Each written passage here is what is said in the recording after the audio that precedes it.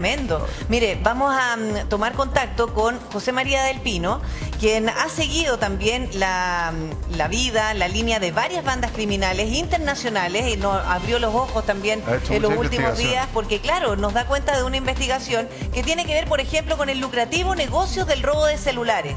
Porque no solamente nos afecta a nosotros como país, sino que también habría un centro de operaciones en Colombia donde se reciben estos elementos, porque considerar que se roban tantos celulares al día en Chile, claro, no hay mercado que pueda resistir eso. Efectivamente se están yendo al exterior. Pero ¿qué otros negocios, aprovecho de saludarte, José María, qué otros negocios legales, mira, te estoy hablando de fachadas legales, ocupa el crimen organizado para lavar dinero? Tenemos que poner el ojo ahí porque es básicamente lo que estamos viviendo en Chile después. Hola, Pi, ¿cómo están? José, también te saludo y saludo al fiscal Toledo, que justamente ayer por teléfono, a propósito de un artículo que estamos escribiendo en Estados Unidos, tuvimos una larga conversación ahí con un colega norteamericano, así que nuevamente un placer saludarlo. Igualmente. Nosotros lo que hemos descubierto en países como Ecuador, Colombia, Perú, es que no solo las barberías operan como fachadas, sino que hay un negocio muy lucrativo en locales que instalan máquinas o que tienen sistemas anexados de envío de remesas. Ese es uno de los principales focos de investigación en Perú y en Colombia, por ejemplo, porque el envío de remesa es muy fácil para un local de la esquina suscribirse, hacer un punto de envío, por ejemplo, de MoneyGram, de Western Union o de otro tipo o de otra marca de envío de remesas, y eso permite, dentro de los altos flujos de dinero, porque se instalan en lugares donde viven muchos inmigrantes, poder esconder más envíos de remesa que son muy difíciles de seguir. José María. Y además José María, dime, cuando tú dices que es muy fácil para un particular inscribirse para el envío de remesas, ¿tú conoces cuáles son los requisitos? Porque resulta que hemos visto esto al interior de las tomas, donde ya hay un lugar que es irregular. Entonces, ¿cómo les dan esa autorización para que ellos puedan sacar dinero del país? Estamos hablando de empresas internacionales que muchas veces, y dependiendo del país, tienen distintos requisitos, y algunas de ellas no tienen representante legal en nuestro país, por tanto aplican requisitos globales. Por ejemplo, nosotros hemos descubierto algunas marcas menores que por lo general envían remesas a Centroamérica y al norte de América del Sur, que no exigen que la persona que se suscribe como la persona que recibe las remesas tenga iniciación de actividades en el país local. Y eso en Chile sería un problema, ¿no? Porque lo que permitiría es que un negocio que no tiene o que no boletea o que no tiene ningún inicio de actividades pudiese suscribirse como miembro de esta red global de envío de dinero. Y el problema que hay ahí es que ni el Servicio de Impuestos Internos en el caso de Chile o la Unidad de Análisis Financiero tienen la capacidad de hacer el track global de estas remesas. Nosotros podemos seguirlo por las empresas más constituidas como Western Union y otras, donde efectivamente hay antecedentes en Chile. La PDI, por ejemplo, la primera operación que le hace el Tren de Aragua por allá por el año 2021, la forma en que lo sigue es siguiendo la huella de dinero de envía de remesas desde la quinta región hasta Tocorón. Al lado de la cárcel de Tocorón llegaba el dinero y ahí se retiraba. Y por eso lograron traquear. Pero lo que pasa con estas nuevas marcas, nuevas fintech que se llaman, que permiten enviar muy fácilmente dinero, como Revolut u otras, y que no están necesariamente reguladas en mercados locales, es que para el Servicio de Impuesto Interno y para las policías se le hace tremendamente complicado. Eso, además de que ahora hay sistemas de envío de remesa que primero tienen un intercambio por bitcoins, lo que hace, al quedar encriptada la moneda, todavía, exactamente, hace mucho más complicado seguirlo. Para no perdernos, y vamos punto por punto, le quiero preguntar también aquí al ex fiscal, que es especialista en crimen organizado.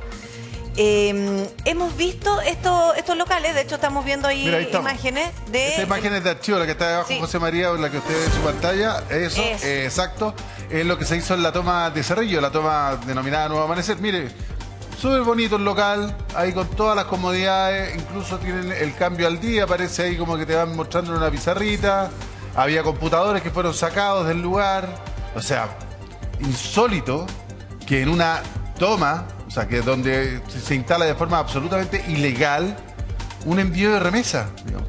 Y harto sofisticado, porque esta cuestión no es un sucucho donde tú llegáis para Callao y el compadre tiene su cuenta de Western Union, por poner algún ejemplo, no sé, y que te lo envíe para Callao. Sí. Aquí es como chiquillos pasen. Es descarado.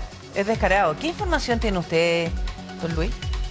La información que tengo es que prácticamente la totalidad del dinero que se junta productos de organizaciones criminales extranjeras en nuestro país se va fuera del Chile. A sus países de origen, muchas veces a Venezuela, otras veces hay seguimiento en bitcoins. Se han hecho investigaciones asesorados también, en colaboración con policías extranjeras, para tratar de seguir esta huella del dinero, pero no es sencillo.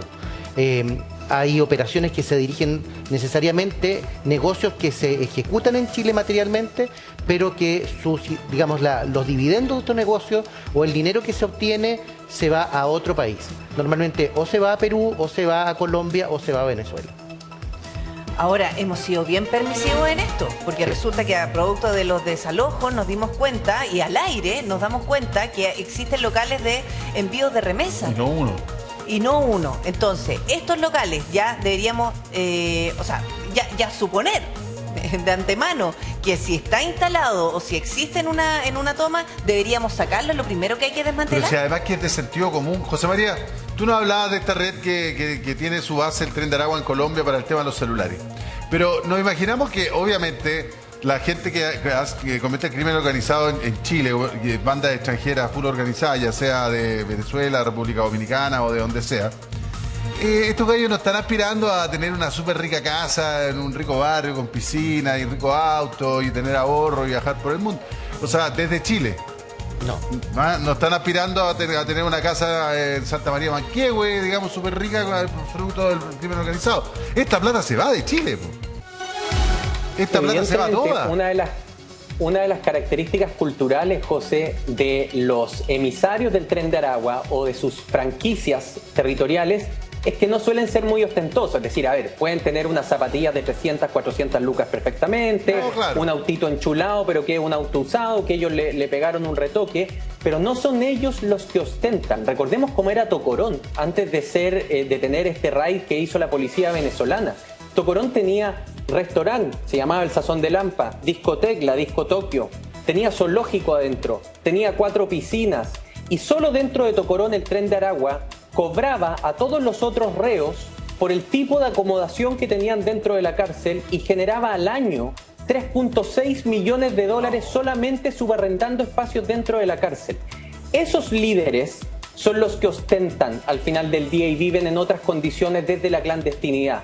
Pero en general, si uno revisa al Tren de Aragua en Colombia, al Tren de Aragua en Perú, las incipientes apariciones del Tren de Aragua en Panamá o en Ecuador, uno ve que los franquiciados pueden tener una vida un poco ostentosa puertas adentro, pero no hay esa ostentación, por ejemplo, en los carteles mexicanos, en algunos poblados del norte de México. Claro, lo que pasa, José María, lo que tú cuentas de la cárcel de Tocorón en Venezuela es impresionante, digamos, y uno se pregunta también muchas veces si acá en Chile vamos camino a eso, porque se han detenido cabecillas importantes. Hubo un líder del Tren de Aragua, es que no me falle la memoria, usted si me puede ayudar, José María, usted abogado, que era un vecino ejemplar.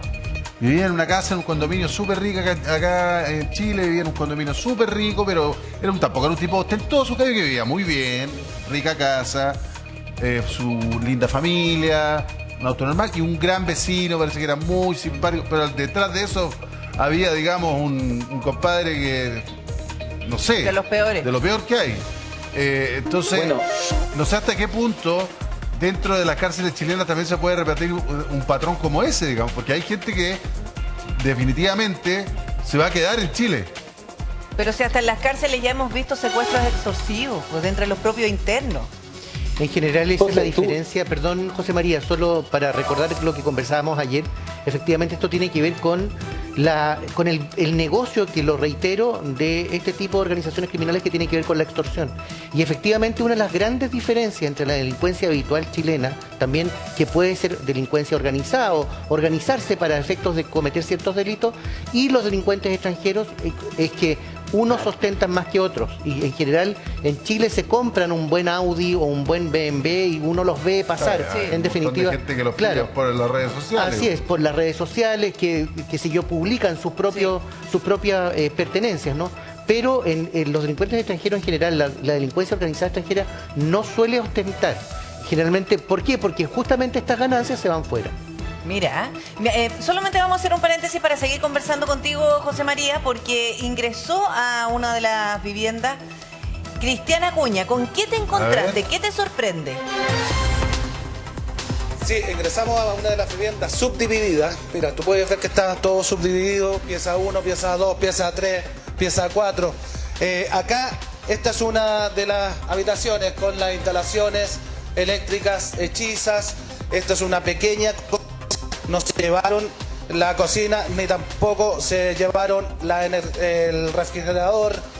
Acá hay un baño y dejaron también acá cosas como esta bolsa, por ejemplo. Que, bueno, acá anduvo perros de los S7 por lo que no debería ser droga.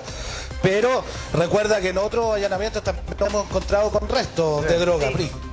Sí, y otra cosa que nos llamaba la atención, Cristian, que la subdivisión está mucho más sofisticada y aquí hay una inversión también asociada, porque hay algunas piezas en algunas habitaciones subdivididas que incluso tenían baño. Ahí sí, tú nos puedes ayudar. Precisamente de donde salimos había un baño. Sí, se nota que eso no era original de la casa. Con ducha. No es original de la casa. Esto todo es construido, subdividido, con material ligero. Las escaleras son muy frágiles también, con tablones, porque acá se construyó también un segundo piso para poder subarrendar a familias. Recuerda que hablábamos de 112 personas que habitaban estas propiedades que fueron desalojadas en el día de hoy. Muebles fueron abandonados, también cocinas.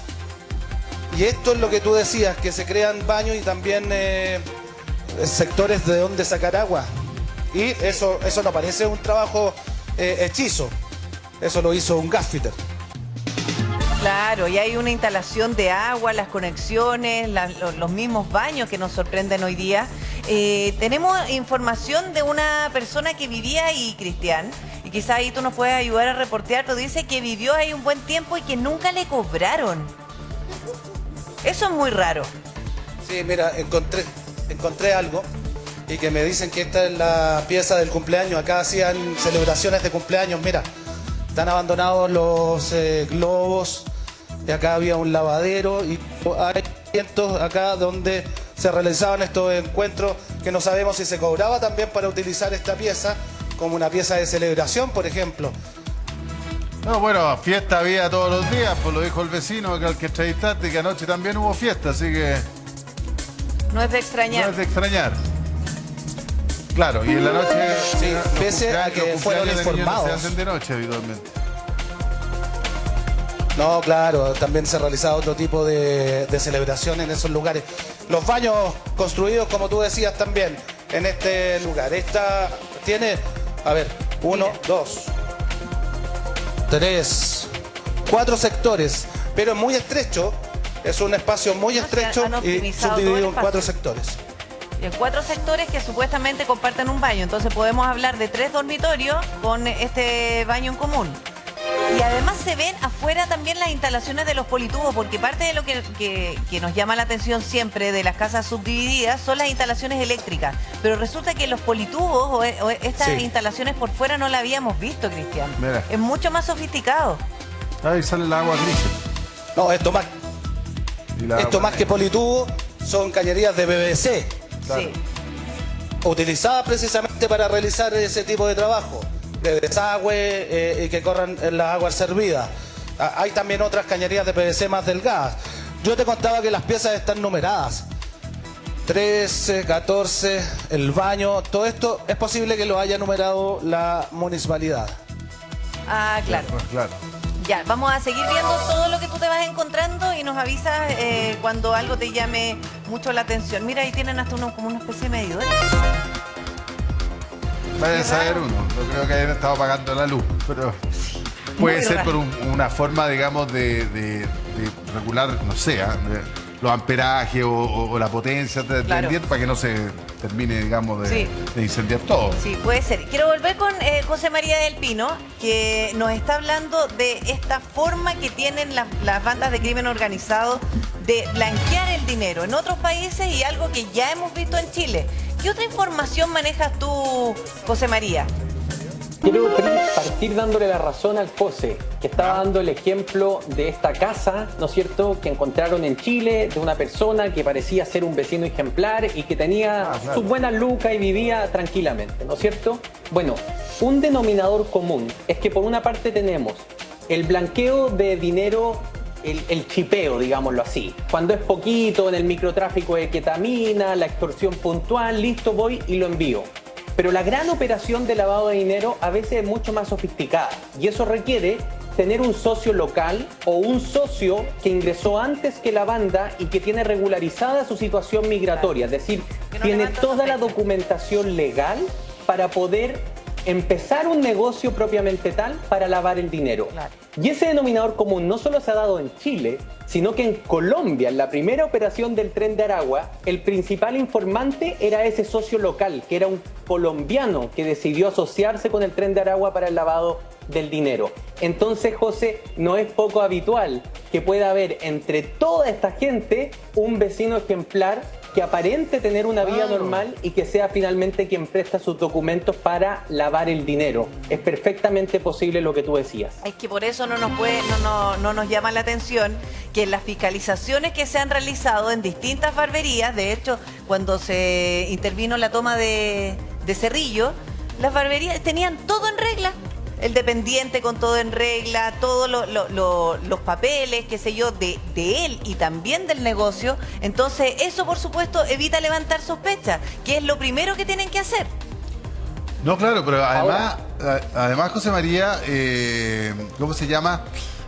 Esto permite, o sea, tener gente legal en Chile y ser buen vecino y todo el cuento permite, yo hago una empresa y empiezo a contratar gente y a través del contrato de personas me empiezan por legalizarse en el país, con visas de trabajo, o sea, ingresar al sistema. O sea, lo complicado es ingresar al sistema. En algún minuto Pablo Escobar tenía que hacer hoyos forados gigantes para guardar la plata ahí porque ya nadie le creía lo de las lavanderías que tenía en Cali, ¿no es cierto? Medellín. Bueno, en Medellín. Efectivamente, ya nadie le creía que las lavadoras le permitían tener todo ese billete, pero en algún minuto lo empezó a enterrar, ¿no es cierto? Sí. Pero si tú tienes la llave de la legalidad bien camuflada, ese dinero ingresa, pero a raudales dentro del sistema. Y no solamente el dinero, las personas dentro del sistema. Lo que empieza como a podrir los sistemas, y esto puede corroer a niveles insospechados, que ese es el miedo que tenemos todos. Los que quieren legalizarse son los cerebros de la operación, claro, no los que ejecutan. Al delincuente común que está contratado por el Tren de Aragua o que es miembro de este ejército, se dice que hay cerca de 350 personas identificadas en Chile asociadas al Tren de Aragua, según datos de la Fiscalía. Los que pertenecen al ejército les conviene vivir en las sombras. Les conviene que el Estado no tenga sus huellas, no tenga su nombre real, o si tengan alguna identidad falsa. Yo ya les conté a ustedes que otro de los negocios de corrupción que se ha generado en Ecuador y en Colombia es que cualquier persona puede ir al registro civil, pagarle a un oficial del registro civil y obtener documentos oficiales de identidad con mis huellas, pero con otro nombre, con otro DNI, con otra información totalmente completa. Entonces, lo que hay que saber es que para perseguir a los cerebros de la operación, a los cabecillas, es la ruta del dinero a través de negocios seguramente grandes. Pero sí, para detener a los del ejército hay que hacer esto, ¿no? Lo que estamos viendo en pantalla, ir barbería por barbería, que ojo, muchas solo tienen la patente. No hay inicio de actividad en el servicio de impuesto interno. Es decir, hay una patente pero no boletea. Y ahí algo te está diciendo eso. Mira, entonces, patente. Te quiero